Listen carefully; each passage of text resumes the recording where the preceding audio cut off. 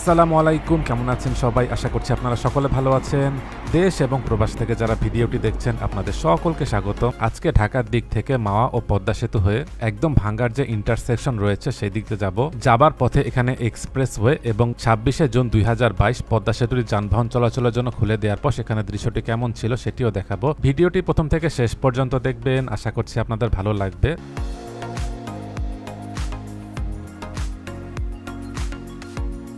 যাত্রাবাড়ির দিক থেকে মাওয়া ভাঙ্গা পর্যন্ত এক্সপ্রেসওয়ের পুরো অংশে দুটি ইন্টারচেঞ্জ রয়েছে।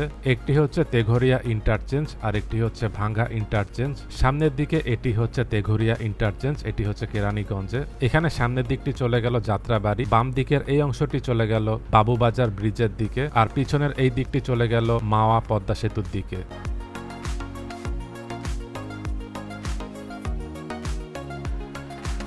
এটি ২০১৪ থেকে ১৫ সালের দিকের ছবি। ঢাকা থেকে মাওয়ার দিকে যাওয়ার জন্য এটি ছিল ২ লেনের মহাসড়ক।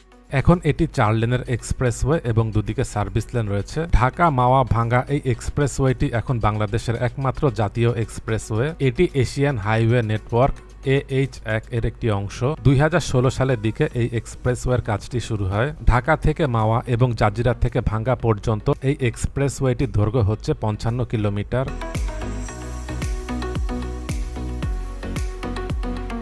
এবার চলে এসেছি কুচিয়ামোড়ার দিকে। আমি যে জায়গাটিতে দাঁড়িয়ে আছি এই জায়গাটিতে একটি আন্ডারপাস, আর সামনের দিকেই হচ্ছে একটি ফ্লাইওভার। আগে যখন এখানে এক্সপ্রেসওয়ের জন্য কাজ চলছিল তখন এটি হচ্ছে পাশের সড়ক। পাশের সড়কটি এরকম ভাঙাচোরা ছিল। কুচিয়ামোড়ার দিকে দাঁড়িয়ে যে ভিডিও একটু আগে দেখিয়েছিলাম এটি হচ্ছে সেই জায়গাটি। এটি হচ্ছে ৪ মে ২০১৯ সালে যখন এখানে ভিডিও করতে এসেছিলাম তখন সেটির দৃশ্য।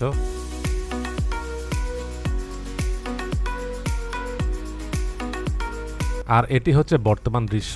পদ্মা সেতু হওয়ার আগে দুপাশের এক্সপ্রেসওয়ের কাজটি সম্পন্ন হয়ে গিয়েছিল। এদিকে যখন আসি এখান থেকে সামনের দৃশ্যটি দেখতে ভালো লাগে। এখানে রাস্তার মাঝখানে ডিভাইডার অংশে যে গাছ লাগানো হয়েছিল সেখানে ফুল ফুটেছে, দেখতেও ভালো লাগছে। পদ্মা সেতুটি যানবাহন চলাচলের জন্য খুলে দেওয়ার পর এখানে যান চলাচল অনেক বৃদ্ধি পেয়েছে। এক্সপ্রেসওয়ে দুপাশে যে সার্ভিস লেন সেখান দিয়ে স্থানীয় যানবাহনগুলো চলাচল করছে।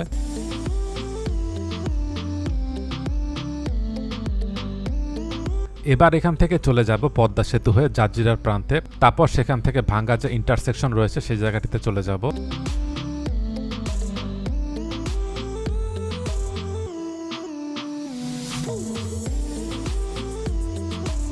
এক্সপ্রেসওয়ের পাশের এই দিক দিয়ে রেল যাবে। ঢাকার দিক থেকে যশোরের দিক পর্যন্ত এই রেলের জন্য এখানে কোনো রেল ক্রসিং থাকবে না। রেল লাইনটিকে দেখা যাচ্ছে উঁচু করে করা হয়েছে আর নিচের দিক দিয়ে আন্ডারপাস করা হয়েছে। অন্যান্য যানবাহন আন্ডারপাসের নিচ দিয়ে এপার থেকে ওপারে যাবে, যার ফলে রেল চলাচলের জন্য কোনো যানবাহনকেও থামতে হবে না। জানা গেছে এখান দিয়ে যে ট্রেনগুলো যাবে সেগুলো সর্বোচ্চ ১২০ কিলোমিটার গতিতেও চলতে পারবে। এক্সপ্রেসওয়েতে যতগুলো ফুটওভার ব্রিজ করা হচ্ছে সবগুলোর ডিজাইন এরকম করে করা হচ্ছে। এর আগের ভিডিওটিতে আপনাদেরকে সেই অংশগুলো দেখিয়েছিলাম, যার কারণে আজকে ফুটওভার ব্রিজের ভিতরটি আর দেখাচ্ছি না। এবার চলে এসেছি পদ্মা সেতুর মাওয়া প্রান্তের টোল প্লাজার দিকে।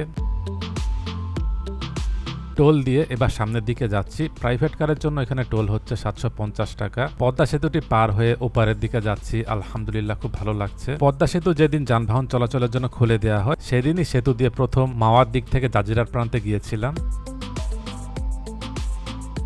সেতুতে উঠার আগে সামনের দিকে যে নীল স্প্যান দেখা যাচ্ছে সেখান দিয়ে হচ্ছে রেল যাবে।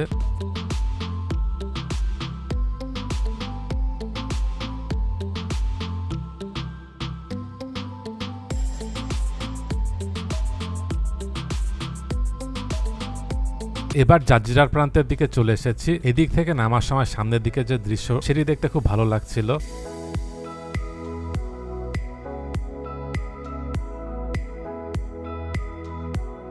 এদিকে আসার পথে দেখতে পেয়েছি সেতুতে উঠা এবং নামার দুপারের অংশে অনেক গাছ লাগানো হয়েছে, দেখে ভালো লাগলো।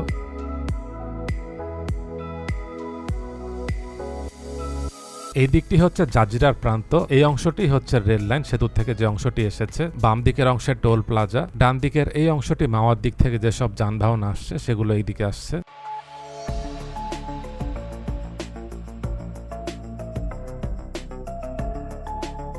আগে ফেরি দিয়ে সেতুটির এপার থেকে ওপারে যাওয়াটা অনেক সময়ের ব্যাপার ছিল, আর আবহাওয়া খারাপ থাকলে তো সেই সময়টি আরো বেড়ে যেত।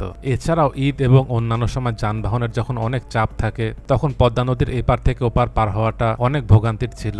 এখন খুব অল্প সময় সেতুটির মাধ্যমে এপার থেকে ওপারে পার হওয়া যাচ্ছে।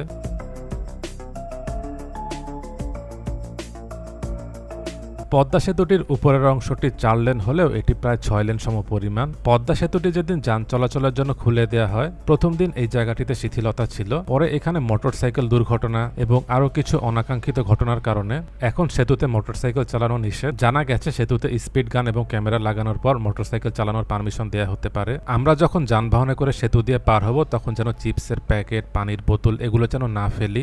সেই সাথে নদীর ধারে যখন আমরা ঘুরতে আসবো প্লাস্টিক জাতীয় যেসব পণ্য রয়েছে সেগুলো যেন আমরা নদীতে না ফেলি।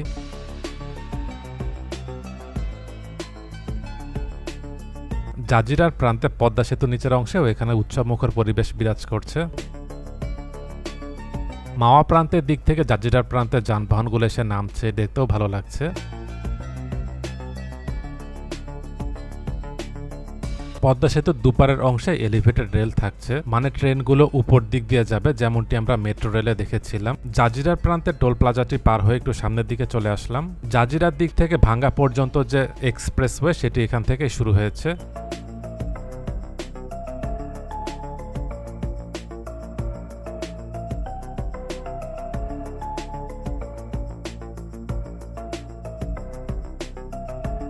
এখানেও এক্সপ্রেসওয়েটি দুপাশে সার্ভিস লেন।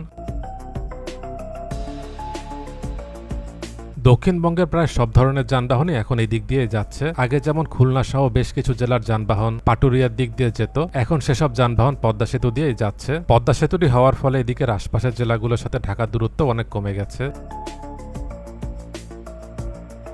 এবার একটু সামনে চলে আসলাম আর আকাশে একদম মেঘ হয়ে গেছে, হয়তো বৃষ্টিও নামতে পারে। এদিকে আসার পথে দেখতে পাচ্ছি কখনো রোদ কখনো বৃষ্টি হচ্ছে।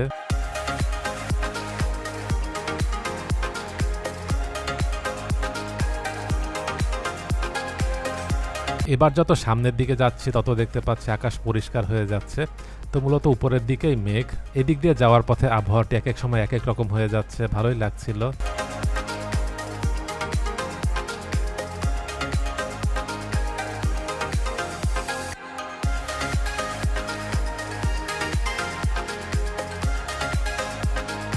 এবার একটু সামনে চলে আসলাম আর মেঘের যে ছায়া সেটিও চলে যাচ্ছে। এখানে সড়কের দুপাশে একদম সবুজ হয়ে আছে, তো দেখতেও খুব ভালো লাগছে।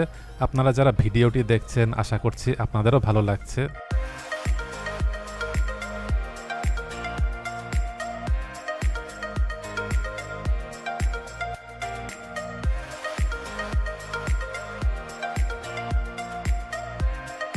এই এক্সপ্রেসওয়েটি হওয়ার ফলে যাত্রাবাড়ির দিক থেকে ফরিদপুরের ভাঙ্গা ইন্টারসেকশনের দিক পর্যন্ত আসতে এখন 40 মিনিট থেকে 1 ঘন্টা মতো সময় লাগছে। আগে ফেরি পার হয়ে যেতে অনেক সময় লাগতো। এই এক্সপ্রেসওয়েটিতে 5টি ফ্লাইওভার, 19টি আন্ডারপাস, 2টি ইন্টারচেঞ্জ, 4টি রেলওয়ে ওভারব্রিজ, 4টি বড় সেতু, 25টি ছোট সেতু এবং 54টি কালভার্ট রয়েছে। এখানে ডান দিকের এই অংশ দিয়ে রেল যাবে।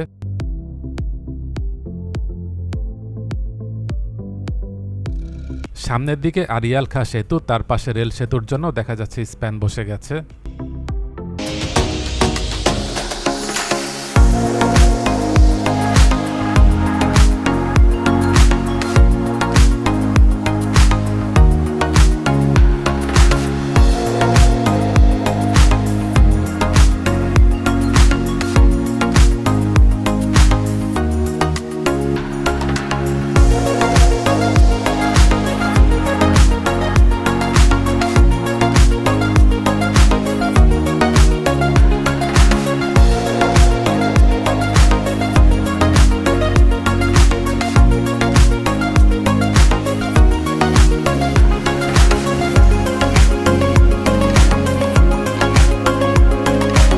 ইন্টারসেকশনের দিকে এই ধরনের ইন্টারসেকশন এটি বাংলাদেশে প্রথম। এখানে বাম দিকের এই অংশটি চলে গেল ঢাকার দিকে, সামনের এই দিকটি সোজা চলে গেল বরিশালের দিকে, ডান দিকের অংশটি খুলনার দিকে, আর পেছনের এই অংশটি চলে গেল ফরিদপুরের দিকে। এখানে কোনো সিগন্যাল নেই। এরকম একটি ইন্টারচেঞ্জ করা হবে সিরাজগঞ্জের হাটিকুমরুল মোড়ে।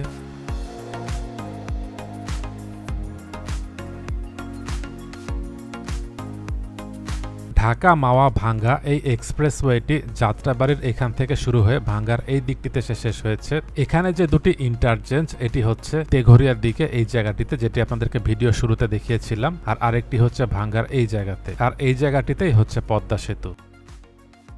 এখানে সড়কের এই দিকের অংশটি চলে গেল বরিশালের দিকে।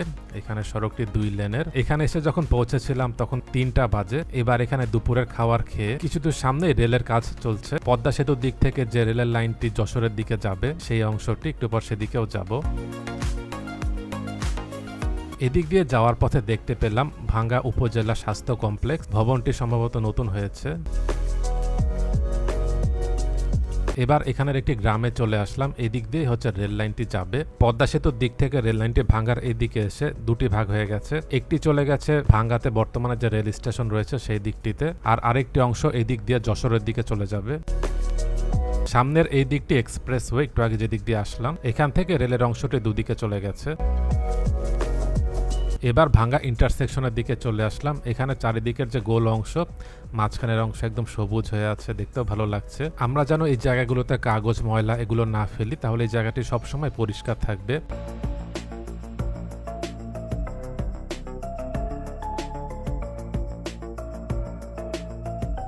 ভিডিওটি কেমন লাগলো কমেন্ট করে জানাবেন। ভালো লেগে থাকলে লাইক এবং শেয়ার করে অন্যদেরকেও দেখার সুযোগ করে দেবেন। দেশ এবং প্রবাস থেকে এতক্ষণ ধরে যারা ভিডিওটি দেখলেন, আপনাদের সকলকে অসংখ্য ধন্যবাদ।